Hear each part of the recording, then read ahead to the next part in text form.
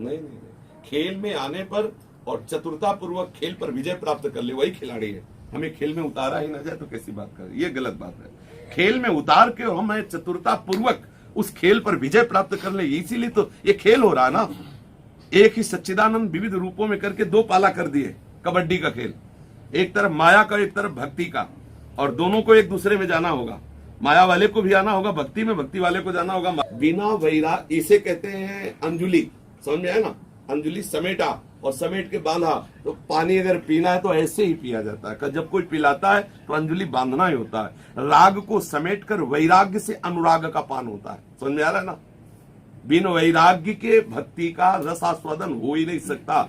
एक मन है, जैसे आप अपने मुख में कड़वी तमाकू भरे हो और हम आपको चरणामृत का स्वाद चखाना चाहे तो असंभव। पहले तमाकू थूकिए, कुल्ला कीजिए और कुछ मिनट तक कुछ न खाइए, फिर चरणामृत पिए तो आपको समझ में आ जाएगा। जैसे हरी लकड़ी डाल से ले ली जाए और उसे पानी में डुबो दिया जाए और आग लगाया जाए तो बिल्कुल नहीं लगेगी। हरी लकड़ी हरी डाल से तोड़ने पर पहले उसे सुखाया जाए, सुखाने के बाद जलाया जाए तो जल जाएगी। ऐसे ही विषय रस में डूबा हुआ मन, उसे हटाकर प्रभु में लगाया जाए बिल्कुल नहीं लगेगा। पहले उसे हटाना अर्थात घोर वैराग्य से युक्त। कोई मेरा नहीं, भगवान श्री राम के वचन है। जननी जनक बंधु सुत दारा, तन धन धाम सुहृद परिवारा, सबकी ममता ताग बटोरी, मम पद मनहि बांध बरडोरी, समदर्शी इच्छा कछुनाही, हरस शोक भय नहीं मन माही, अस सज्जन मम उर्वस कैसे, लोभी हृदय बसे धन जैसे।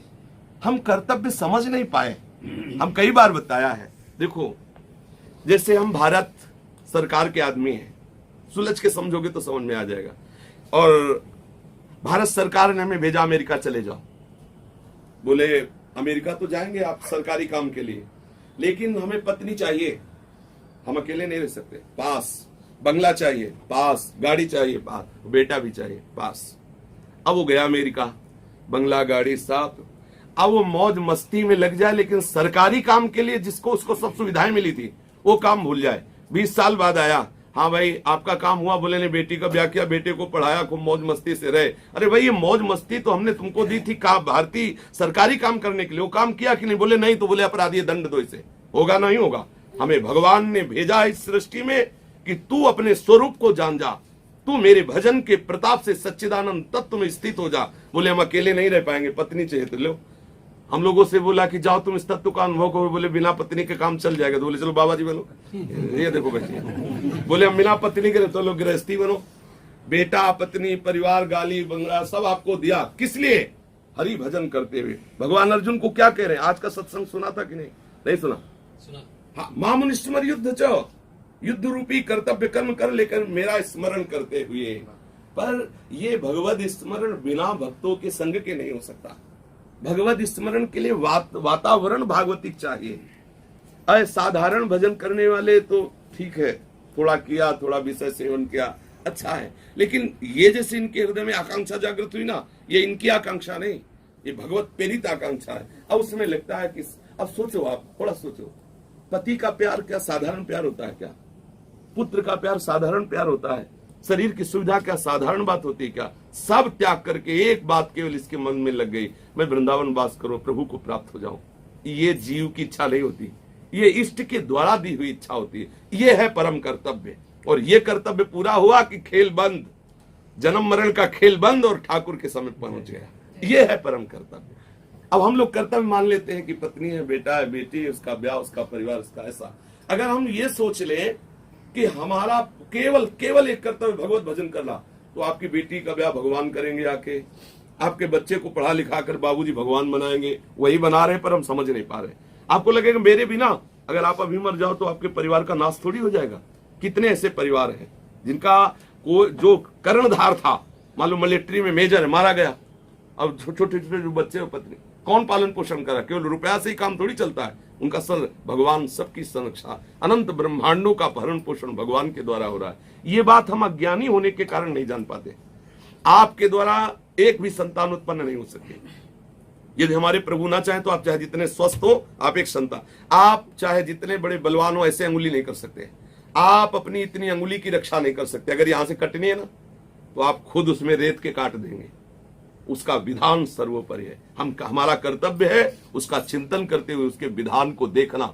आप एक यंत्र हो, आपसे वही करवा लिया जाएगा जो हो रहा है। ये अहंकार के कारण लगता है मैं करूंगा, मेरा एक कर्तव्य है देह भाव को छोड़कर भगवत भाव में स्थित हो जाना। यही सब जीवों का कर्तव्य है। साधन धाम मोक्ष कर द्वारा, पाए न जे परलोक संभारा, सो परत दुख पावई, सिर धुन धुन पछताए, काले कर्म ईश्वरी मिथ्या दोष लगाए। अब क्या है कि आपकी बुद्धि जिस लेवल की है उतनी ही बात उसको समझ में आएगी। अगर मेरी बात समझ में आएगी तुम भी बाबा जी बन जाओगे, अगर हमें तुम्हारी बात समझ में आ जाए तो हम ग्रस्त बन जाएंगे। दोनों की बात अपनी लेवल पर रहेगी, क्योंकि अलग अलग मार्ग से अलग अलग भाव से चल रहे। समझ में आया? कोशिश करना पति को रिझा करके ही सतमार्ग में आगे बढ़ना, क्योंकि ये नास्तिक नहीं है, आस्तिक है। अगर नास्तिक होता तो अभी तुमसे कह देते कि ये कुछ नहीं बिगाड़ सकते, चल आगे। लेकिन आस्तिक है तो सर झुका के इनका हर भाव स्वीकार करते हुए इनकी आज्ञा से अपने जीवन को भगवत मार्ग में बढ़ाओ, तो देखोगे इनके अंदर से भगवान वही निर्णय करेंगे जो आपके अनुकूल होगा। आप समझ ले हमारी बात पर बिल्कुल। गुरु के वचन जिससे विश्वास नहीं होता वो आगे सिद्धि प्राप्त नहीं कर सकता। इनके अंदर से भगवान वो फाइनल करेंगे जो हम चाहते हैं। एक बार ऐसा हुआ, आपको बता रहे, आपके सामने ये प्रमाण है। इनकी एक खास बात रही गुरु कृपा से, इनके ऊपर गुरु कृपा रही, खास बात रही कि अगर हमने आदेश कर दिया ऐसा, तो उसमें कभी इन्होंने प्रश्नवाचक बात नहीं की आज तक। इनके पास बहुत बड़ा व्यापार था, वो क्या फेवरिकोल कहते हैं, हम वही बोलते जो आप लोग कह रहे हैं, कम पढ़े लिखे। तो हमने कहा बंद कर दो व्यापार, तो उन्होंने कहा कि लाखों रुपया फैला हुआ है, अभी प्राण निकल जाए तो बस वो सब चौपट चपट करके यहाँ आए। अब इनकी परीक्षा हुई कि गुरुजी ने कहा क्या ये समझता है कि सब छोड़कर वृंदावन आ जाएंगे तो इसे भगवान ही मिल जाएंगे। अब इनके तो होश खराब हो गए, इन्होंने आके कहा महाराज जी सब चौपट हो गया, अब क्या करें। तो हमने कहा ये केवल ऊपर से परीक्षा हो रही, तुम्हारी चिंता मत करो, फाइनल जो हम कहेंगे वही होगा, फाइनल तुम्हारे ही पक्ष में होगा।